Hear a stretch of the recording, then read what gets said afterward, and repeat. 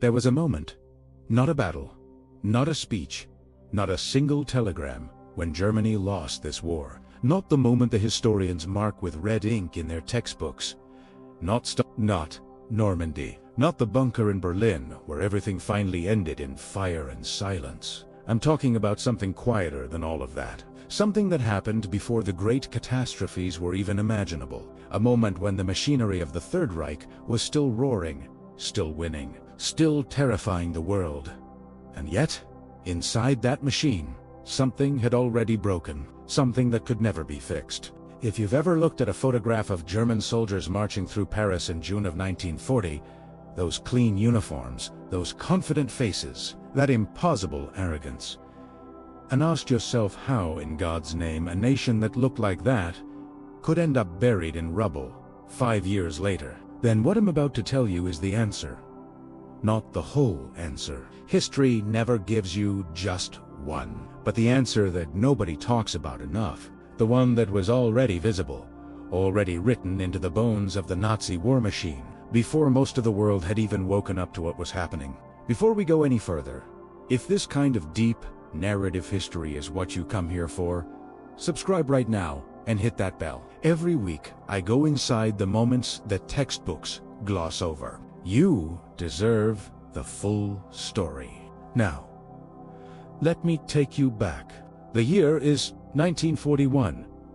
Germany controls more territory than any European power since Napoleon. The Wehrmacht is on the march across the Soviet Union in what the Nazi leadership fully expects to be the final act of the war, a 6-week campaign that would bring the Soviets to their knees and leave Hitler the undisputed master of a continent. The logistics are staggering. Millions of men, thousands of tanks, an air force that had already broken Britain's will to fight, or so they believed. The plan was called Operation Barbarossa, and on paper, it was audacious to the point of madness. Here is what I want you to understand about that moment. The Germans were not wrong about their power. Not entirely. The Wehrmacht was in the summer of 1941, arguably the finest fighting force on the planet. In terms of training, doctrine, unit, cohesion, tactical flexibility, no army in the world could match it man for man. The German soldier was not a fanatic robot, as the propaganda on both sides would have you believe. He was adaptive, aggressive, and extraordinarily well led at the regimental and divisional level. The officers who led those units had internalized a tradition of independent decision-making, what the Germans called Auftragstaktik, that gave them a speed and lethality in battle that their opponents simply could not replicate in 1941. So, what went wrong? Everything and nothing happened overnight. The first crack, the one I think about the most, was not a military defeat. It was a decision made at the very top in the summer of that same year that revealed something fundamental about how the Nazi leadership understood the world. In late July and early August of 1941, with Army Group Center poised to drive directly on Moscow, Hitler did something that stunned his generals. He stopped them. He diverted the central thrust, the one that was already cutting Soviet forces to pieces, and redirected major armored formations north toward Leningrad and south toward Ukraine and the Crimea. The objective, he insisted, was economic: the food and raw materials of Ukraine. The oil fields further south. Moscow could wait. Moscow was just a city. His generals were horrified. Franz Halder, the Army Chief of Staff, a man not given to dramatics, described August 1941 in his private diary with a bitterness that almost breaks through the clipped military prose. Ayad Beliaid and his operational picture supported the belief that a rapid, concentrated drive on Moscow would collapse Soviet command and control, force a defensive stand under conditions favorable to Germany, and end the campaign before autumn. The math was there. The momentum was there. And then it was taken away. Now, I am not going to tell you that capturing Moscow would definitely have won the war. History doesn't work in straight lines, and the Soviets had already demonstrated a capacity for absorbing catastrophe that no one in the Wehrmacht had fully accounted for. But what that decision revealed was something far more dangerous than a strategic mistake. It revealed a command structure that was fundamentally broken. Hitler's instincts, which had genuinely seemed visionary in 1938 and 1939, when his gambles kept paying off, had calcified into something else. Into certainty, into an inability to distinguish between boldness and irrationality, into a pattern where the professional military mind was systematically overruled by the ideological mind, and where no one in the room had the institutional power or the personal courage to stop it. That is the crack. Right there. That is the moment I am pointing at. Because once that pattern was established, once it was clear that the man at the top would not defer to expertise, would not tolerate dissent, would interpret any cautionary analysis as defeatism, the entire rational apparatus of the German military began to function under a kind of permanent distortion. Decisions were no longer made purely on operational logic. They were made in anticipation of Hitler's reaction. Generals learned to frame their proposals in terms they thought would appeal to his instincts. Bad news was soft. Optimistic projections were offered not because they were believed, but because pessimistic ones were dangerous to deliver. The Wehrmacht, one of the most professional military organizations in history, began slowly transforming into an institution that told its supreme commander what he wanted to hear. You have seen this before in history, maybe not at this scale, but you'll recognize the pattern. The boss who can't be contradicted. The room where everyone nods. The culture where the bearer of bad news is punished and the bearer of false hope is rewarded. Now put that dynamic in charge of a war on multiple fronts against adversaries with vastly greater industrial capacity and manpower reserves. Now you understand what was happening inside Germany in 1941 and 1942 as the Wehrmacht kept winning battles and kept losing the war. The second crack was the one the Germans themselves never fully reckoned with, the industrial one. And this one, unlike the command dysfunction, was visible from outside the system in ways that Hitler and his circle actively refused to see. Germany, in 1939, was a powerful industrial nation, but it was not the most powerful industrial nation in the world. Not even close. The United States, even before it entered the war, had an industrial base roughly twice the size of Germany's. The Soviet Union, for all the chaos of Stalin's purges and forced collectivization, had spent the 1930s building an industrial foundation in the Urals and beyond the Volga that was specifically designed to be out of reach of any European invasion. Britain, despite its vulnerability from the air and the sea, retained access to the resources of an empire spanning every continent. When those three productive capacities were pointed at Germany, not immediately, not overnight, but inexorably, from late 1941 onward, the arithmetic became brutal. German war production in 1941 was still being run on what Albert Speer would later describe, with barely concealed astonishment, as a peacetime footing. Consumer goods were still being manufactured. The labor force had not been fully mobilized. Women were largely excluded from industrial work in ways that directly contradicted the economic logic of total war, not for rational reasons, but for ideological ones. Because the Nazi conception of German womanhood had no room for women in factories, the result was that Germany went to war against a coalition with 3 to 4 times its productive capacity, while simultaneously refusing to fully mobilize its own. Speer, when he finally took over war production in early 1942, was genuinely stunned by what he found. Factories operating single shifts when they could run 3, machine tools sitting idle. Inefficiencies so profound that when he finally drove through rationalization and standardization, German production numbers shot up dramatically. Not because of new resources, but simply because the existing ones were finally being used. What that tells you is that the German war economy was already losing a race it didn't even know it was running, and by the time Speer figured out how to run it properly, the Allies were already outproducing Germany in tanks, aircraft, and artillery by ratios that no tactical excellence could overcome. Here's the thing about industrial capacity. In a long war, it compounds. Every month that passes where one side is producing 2 tanks for every one the other side loses is a month where the balance shifts. Incrementally but permanently. The Germans could win battles all the way to 1944. And they did. Brilliant defensive battles. Counterattacks of genuine genius, operations that would be studied in staff colleges for generations. And it didn't matter, because while they were winning those battles, the production lines in Detroit and Selyabinsk, Birmingham kept running, kept building, kept closing the gap, and then passing through it.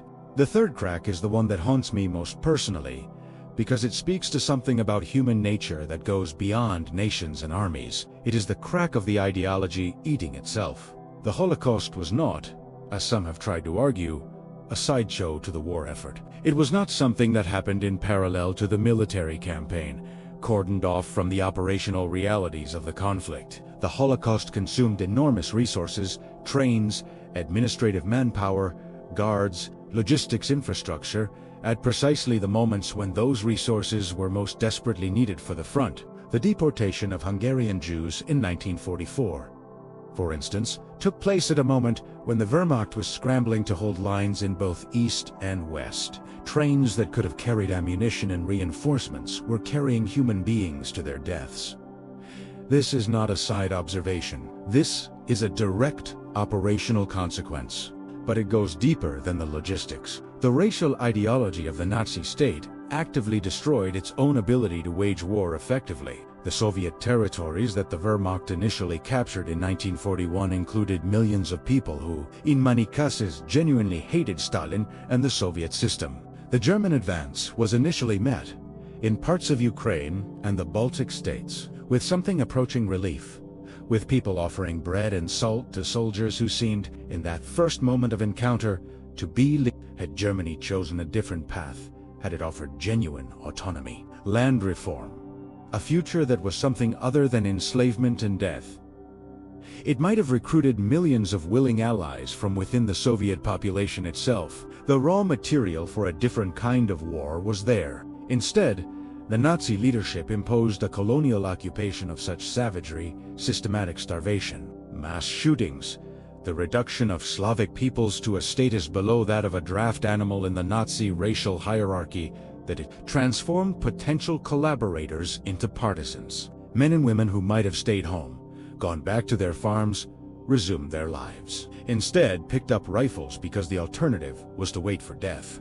The anti-partisan war that bled the Wehrmacht across thousands of miles of occupied territory was not an accident of fate. It was a direct result of the ideology the Nazi state could not abandon, even when abandoning it would have been strategically rational. You see what I mean when I say the ideology was eating itself. By 1942, these three cracks, the broken command structure, the industrial gap, the self-defeating ideology, were beginning to interact with each other in ways that made each one worse. A leadership that refused to hear bad news could not accurately assess the industrial deficit. An industrial apparatus that was being drained by ideological priorities could not keep pace with Allied production. An occupied population that had been turned into an enemy behind the lines consumed military resources that were desperately needed at the front. The system was failing not in one place, but everywhere, simultaneously, and the failure in each area amplified the failures in all the others. The Battle of Stalingrad,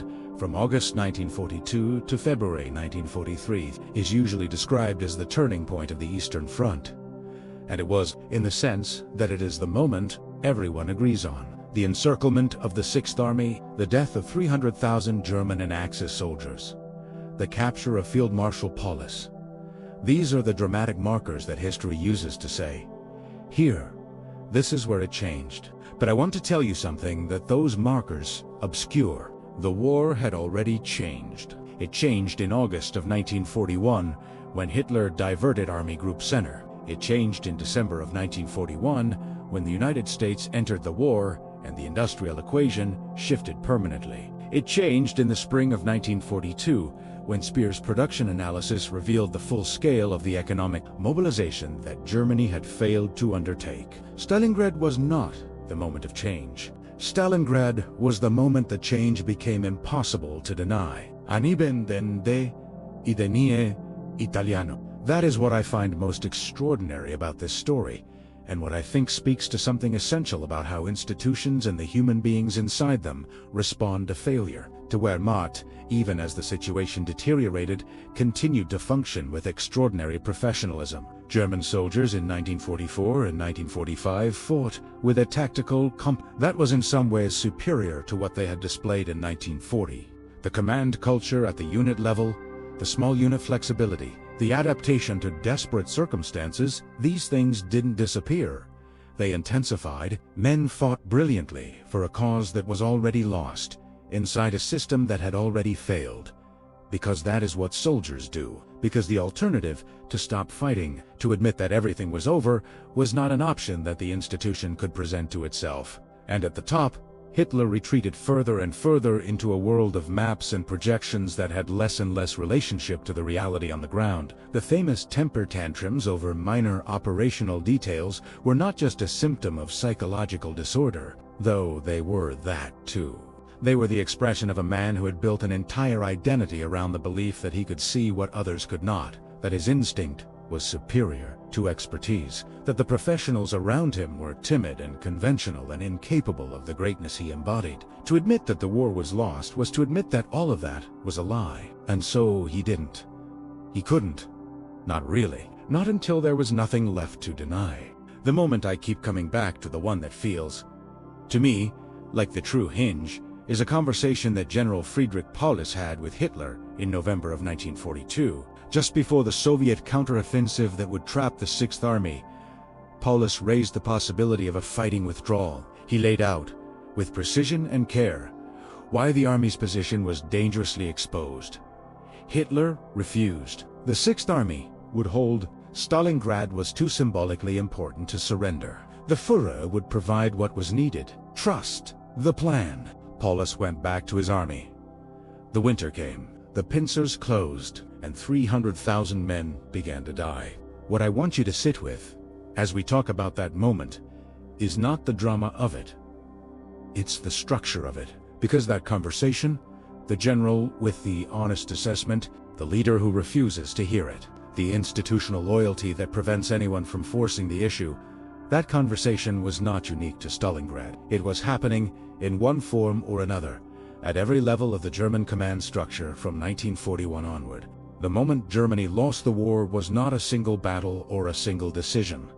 It was a pattern, a system, a way of operating that made honest feedback impossible, and therefore made course correction impossible, and therefore made survival impossible. I've spent a long time with this history, and the thing that stays with me is not the scale of the catastrophe, though the scale is almost incomprehensible. What stays with me is how much of it was visible, in real time, to the people living inside it. Halder saw it. Speer saw it. The generals who were dismissed one by one for delivering unwelcome analysis saw it. The logisticians who looked at the production numbers and looked at the Allied numbers and did the arithmetic saw it. The intelligence officers who tracked the industrial output of the Soviet Union after 1941 and understood what it meant saw it. The war was lost before it was over. Many of the people fighting it knew it, and the system they were inside made it impossible to act on what they knew. That is not just a German story. That is a human story. And I believe that understanding it clearly, understanding how a civilization of genuine sophistication and real military genius walked into a catastrophe at Catzikaming, is one of the most important things we can do. Not to excuse what happened.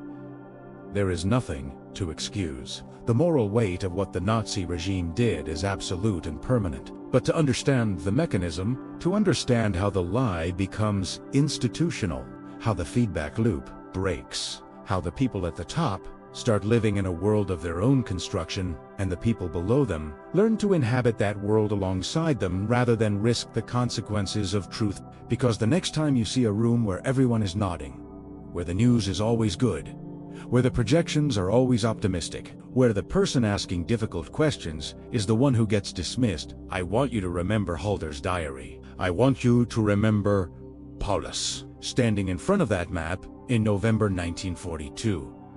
I want you to remember what happened to the Sixth Army. Germany lost the war before anyone admitted it. Not because they lacked soldiers or courage or tactical brilliance, They had all of those things in abundance. They lost because the system at the top made it impossible to know what was true. And the military, like any institution, like any organization, like any human enterprise, that cannot know what is true, cannot survive contact with a reality that refuses to lie back. If this conversation has opened something for you, if you found yourself thinking about history differently, thinking about power differently, thinking about the institutions you are part of in a new way, share this video with someone. The conversations that follow are always worth having, and I'll see you in the next one.